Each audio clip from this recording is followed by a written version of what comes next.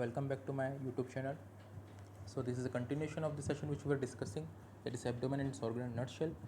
Earlier in this we have seen about stomach. Now here we will see about the another organ about the in the abdomen. So it's a try from my side that you can remember this particular topic in some points and some tips, so that it will be easy for you to remember the particular topic, and you can also make some short notes about this, so that it will be helpful for you to answer that particular questions which will come in the exams. And the reference has been taken from Vishram Singh's book volume 2, and so most of the content which we are going to discuss over here will be about this book only. Now this we will discuss about duodenum. The points under which we will cover the topic are introduction, location, parts and relations, interior of duodenum, suspensory muscle of duodenum, duodenal recess, arterial supply, venous drainage, lymphatic drainage, nerve supply, and the clinical aspects. Now first, we will discuss about the introduction.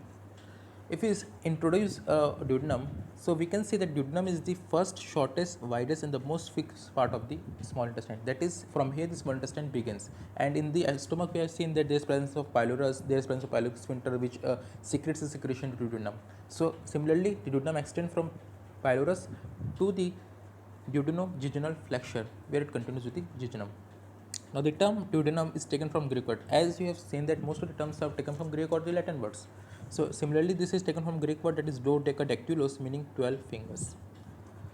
In the duodenum, what we have to see, the most important point over here is that duodenum, it is mostly retroperitoneal, but the proximal 2.5 centimeter above the lesser lumen part is not retroperitoneal. We have to remember this point. And if you see the function of the duodenum, it is mainly having function has a role in digestion, because most of the biliary and pancreatic enzymes are secreted into this, so it helps in digestion process. Now we will look at where is presence of duodenum. So as you can see this diagram, it is present above the umbilicus and at the levels of L1, L2, L3 vertebra. Now this duodenum, as you can see, it's C-shaped loop of small intestine. So it is like a C-shaped, and this has a concavity which encloses the head of the pancreas, because most of the pancreas related to the duodenum. As you can see the diagram also, the head, the neck part are actually correlated with the duodenum. Now here we will discuss about the parts and relations. अब यहाँ से हम जितने भी organs वगैरह जिनके बारे में बात करेंगे, आपको सबसे ज़्यादा जो चीज़ इंपॉर्टेंट है वो है पार्ट्स और रिलेशंस. बिकॉज आप चाहे ड्यूोडेनम की बात करें, चाहे आप स्प्लीन की बात करें, चाहे आप किडनी की बात करें, चाहे आप लीवर की बात करें, चाहे आप चाहे आप सुपरक्लिनिक ग्लैंड की बात करें, किसी भी अपन ऑर्गन, किसी भी स्ट्रक्चर की बात अगर करेंगे ना, तो हर एक को एक दूसरे से को रिलेटेड होंगे. तो आपको ये ध्यान रखना है कि आपको हर एक रिलेशंस को अपने टिप्स में याद रखने हैं, क्योंकि उसके बाद आपको बहुत डिफिकल्टी हो सकती है उसको रिमेंबर रखने में.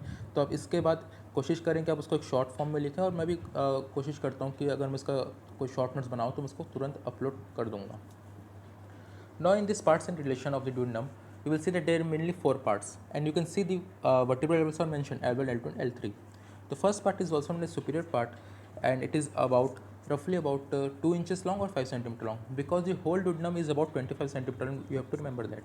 And the second part is also known as the descending part, which is about 3 inches long. The horizontal part is the third part, that is 4 inches long, and the last part is 1 inch long. So you remember with inches that 2, 3, 4, 1, and you can similarly convert into centimeters, like 1 inch is equal to 2.5 centimeters. So you will remember the dimensions. Now we will see about the different parts. First we will see about the first part. The first part is actually extending from the pylorus. The pylorus continues into this. It passes upward, backward, lateral to the right side of the vertebral column to reach the neck of the gallbladder, where it curves downward and is known as superior duodenal flexure. Now, every part has its own peculiarities of features which we have to remember.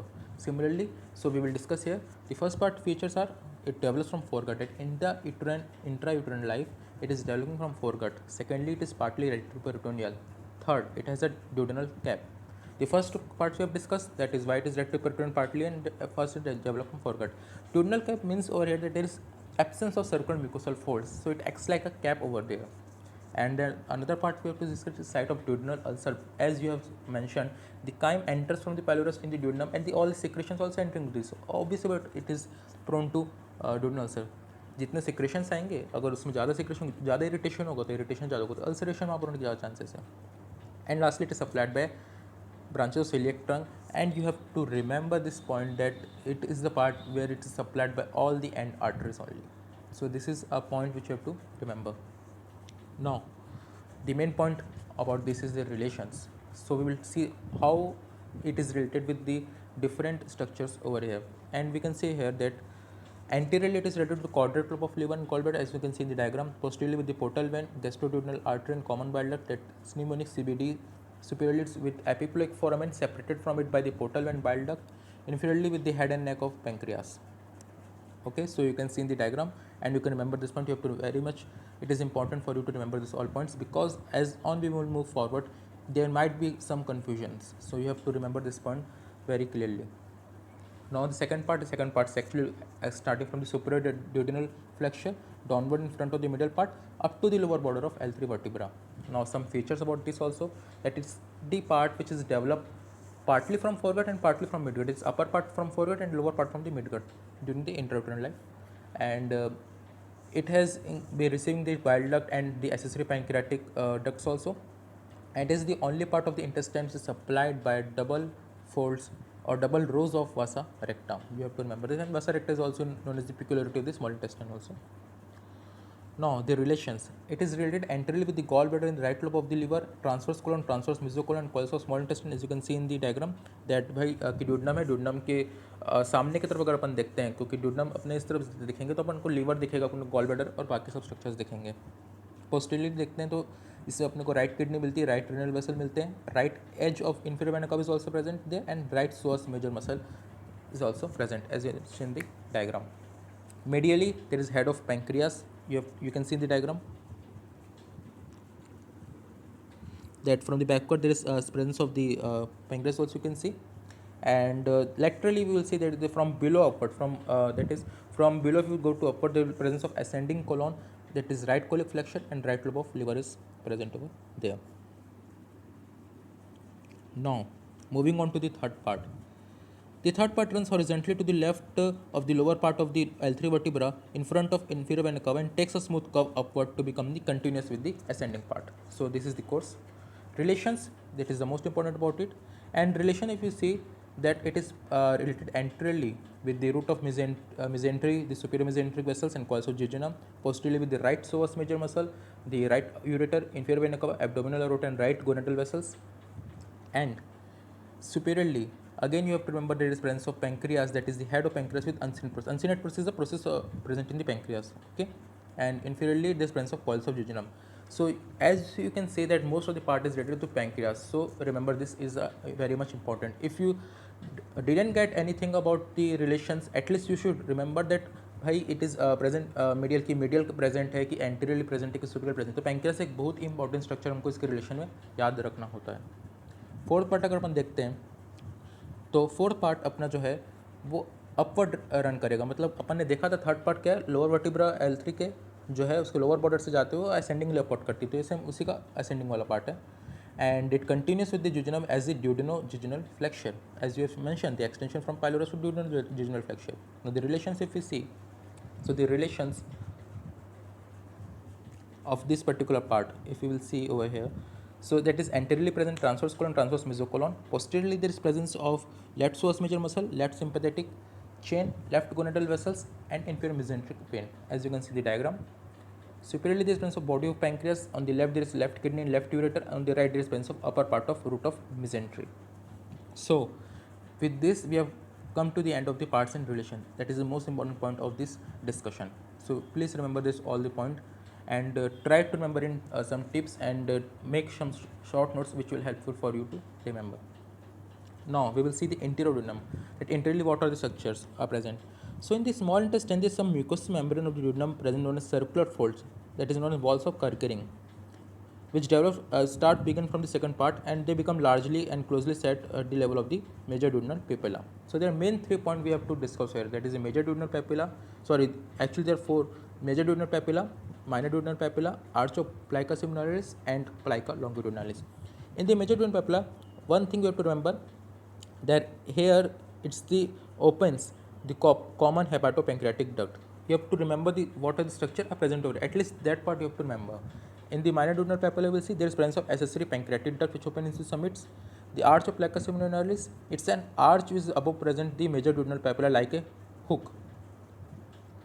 Now in the plica's longitudinal we see the vertical tortuous fold. This all you can see in the diagram is mentioned over here. In the plica longitudinal is the vertical or tortuous fold of the mucous membrane extending downward from major duodenal papilla.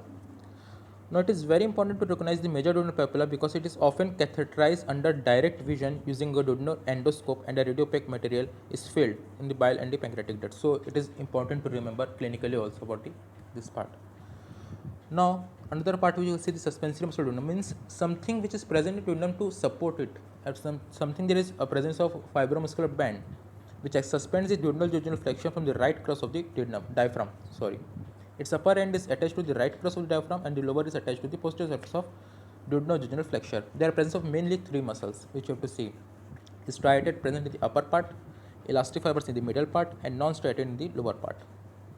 And sometimes you can see in clinical condition also that this also known as this suspensory muscle is also known as ligament of Treitz, and it may cause some partial intestine obstruction also. Obviously but there is presence of muscle, ये muscle को यहाँ पर presence से कुछ है तो कुछ हो सकता है कि अपने को ऑब्स्ट्रक्शन वहाँ पर दिखें. सो और कभी कभी ये भी होता है कि ये जो इसका स्ट्रक्चर है, चूँकि आपका वेट अगर ज़्यादा है या फिर आप इस बात अगर स्मॉल इंटेस्टाइन के लूप्स का अगर वेट ज़्यादा बढ़ता है तो ये थोड़ा सा नीचे डाउनवर्ड भी आ सकता है. So it may happen something like this, and now we will focus upon the duodenal recess. The duodenal recess are nothing but a small pocket-like pustules of peritoneum known as duodenal recess. They are mainly four types, that is superior duodenal recess, inferior duodenal recess, paraduodenal recess, and retroduodenal recess.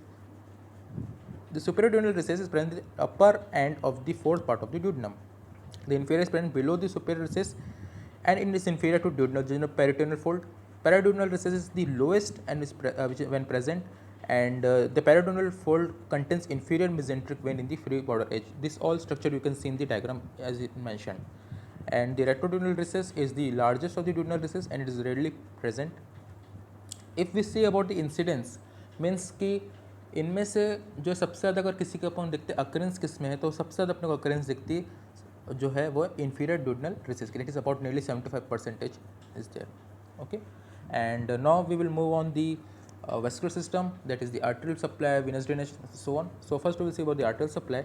The upper half of the duodenum develops from the foregut and lower from the midgut. So therefore the arterial supply of the upper part is derived from celiac trunk and of the lower part is derived from superior mesenteric artery. You have to remember this. The main trunks or the main supplier from the celiac trunk and the superior mesenteric artery. Now there are presence of the different arteries. You can see superior pancreatoduodenal artery, which is branch of gastroduodenal artery, inferior pancreatoduodenal artery, which branch of superior mesenteric artery, as I mentioned above. And you can see these structures in the diagram also. And so with diagrams we will relate all the different arteries. Now third we can see the supraduodenal artery of Wilkie. The supraduodenal artery is actually branch of gastroduodenal artery from the celiac trunk. The fourth is the retroduodenal branches of the gastroduodenal artery. The fifth is the leash of branches of hepatic artery. Sixth is the branches from right gastroepiphyseal artery, and artery from first duodenal branch of the superior mesenteric artery is the seventh artery we can see. And this all arteries supplying to the different part, and you can see that the main 2 points which I have mentioned over is the main the celiac trunk in the part A, and there is a superior mesenteric artery in the part B. And from there the main arteries are starting and their course and they're supplying different parts of duodenum. Now we will go on the venous drainage. Very simple. In this venous drainage you can see as like the artery you can see in the veins also, and you have to remember only the main end points of the particular venous drainage. So there are the portal veins, the superior mesenteric vein, and the splenic veins, and also you can relate the different veins coming from the different routes and they are pouring directly into that end part, that is the portal, superior mesenteric, and the splenic veins. Lymphatic drainage is also very simple. Most of the lymph vessels follow the artery and they drain into the pancreaticoduodenal nodes lying of the inner curve of the duodenum. And from here the afferent they drain to celiac, the superior mesenteric lobe nodes, and intestinal interact into the cisterna chalae, as also we have seen the stomach in the previous video that ultimately going to the cisterna chalae. So here it's also from the pancreaticoduodenal nodes to the cisterna chalae and from there to the thoracic duct. Now the nerve supply we see. These nerve supply is the sympathetic innervation and the parasympathetic innervation are the mainly two nerve supplies we can see. The sympathetic arises from the T6 to T9 segment of the spinal cord, and the parasympathetic from the vagus, that is through celiac and superior mesenteric plexus. And from there it runs along the arteries of the duodenum to supply it. Obviously बात है कि duodenum की arteries अगर हम देखते हैं कि pancreatoduodenal artery है या फिर चाहे सुपीरियर हो चाहे इन्फीरियर, तो उनके साथ साथ ये नर्व सप्लाईज अपने को देखेंगे, तो अलग अलग पार्ट के जो सेंसेशन है वो ये सिंपैथेटिक और पैरासिम्पैथेटिक कैरी आउट करते हैं. Now, moving on to the last, that is the clinical aspects or some clinical condition which you can see in the duodenum. First is the duodenal ulcers. The duodenal ulcer commonly occur in the first part, as I mentioned, it's a feature of the first part, and it is supplied by series of end arteries. So, if from in a burial mill X-ray of abdomen, if you see, the first part presents a triangular shadow having a well demarcated base and a left distinct apex called duodenal cap or bulb. This you can see in this part. Second is the duodenal injuries. The second part of the duodenum is most protected from external injury. Remember this point, because क्यों होता है ये, क्योंकि it lies in the paravertebral gutter, which is a deeper plane than the forward curvature of the vertebral column. Means कि vertebral column पीछे से अपने को आ रही है, अपने पता है कि L1 L2 L3 वर्टिब्रल वाले पार्ट है, तो उसका कर्वेचर पार्ट है, उसके साथ में वो पूरी तरीके से वेल प्रोटेक्टेड रहता है उस एरिया में. तो सेकंड पार्ट अपने को सबसे कम इंजरी दिखती है. सबसे ज़्यादा अगर अपन देखते हैं तो थर्ड पार्ट होता है जो सबसे ज़्यादा वनरेबल होता है, मीन सबसे ज़्यादा इसमें इंजरी होने के चांसेस होते हैं. And is present and gets crushed between the vertebral column and the anterior abdominal wall following violence. If some external injuries occur or someone pushes you or you get some hit, then it might get obstructed third part, so it is most vulnerable. Now the third is the duodenal diverticula. These are the congenital and they almost and always occur in the medial wall of the second part of the duodenum. That remember that in the medial wall we can see some diverticula is present over there, and they are thought to be caused by herniation of the duodenal lining through the gaps in the muscle coat.